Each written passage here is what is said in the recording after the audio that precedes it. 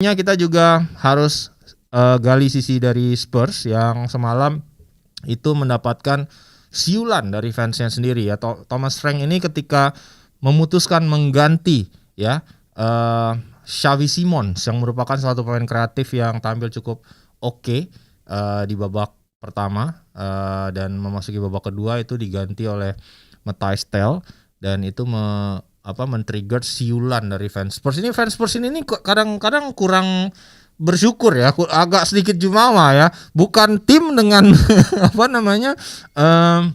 tradisi sering juara, tapi pengen banget timnya juga main selalu ofensif gitu. Dan ini yang mungkin gimana ya, kemarin kan baru aja menang Europa League, datanglah pelatih yang memang ini potensial banget ya. Thomas Frank ini kan pelatih pinter ya, cuman seolah-olah di-treat ini seperti kedatangan Nuno Espirito Santo beberapa musim yang lalu ya. Saat Nuno ini datang kan dia hanya bertahan 10 pertandingan karena bermain terlalu pragmatis, tidak di-welcome lah oleh fans Spurs ya. Seolah-olah ini sama, terutama kemarin saat kalah dari Spurs 1-0 seperti tidak ada kreativitas, tidak ada keinginan untuk menang, tidak ada resiko yang diambil, dan mayoritas dari fans Spurs lebih memilih untuk tipe permainan seperti Ange Postecoglou di mana bermain on the front foot. Ya udah kalah aja tapi seenggaknya gue terhibur gitu. Kurang lebih seperti itu.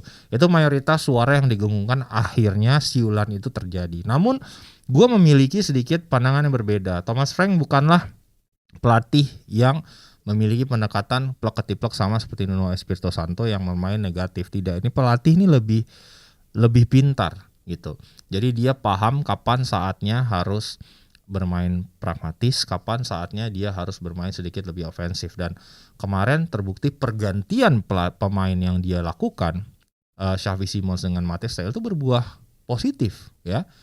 Jadi Matthijs Telnya bikin gol, sempat menang 2-1 walaupun akhirnya disamakan gitu. Ya disamakan itu ya Spurs being Spursy aja lah, menit segitu ya masa lo kebobolan ya.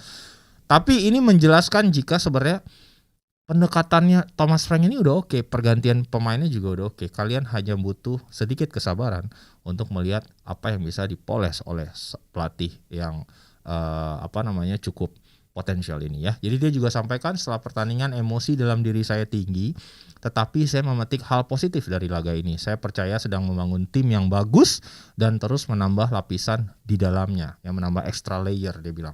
Secara umum penampilan kami cukup baik melawan tim Man United yang sedang berada dalam performa yang baik. Itu yang disampaikan oleh Thomas Frank setelah pertandingan. Dan harus diingat juga ini kan dia tampil tanpa Solanke, dia tampil tanpa Mohamed Kudus. Jadi ini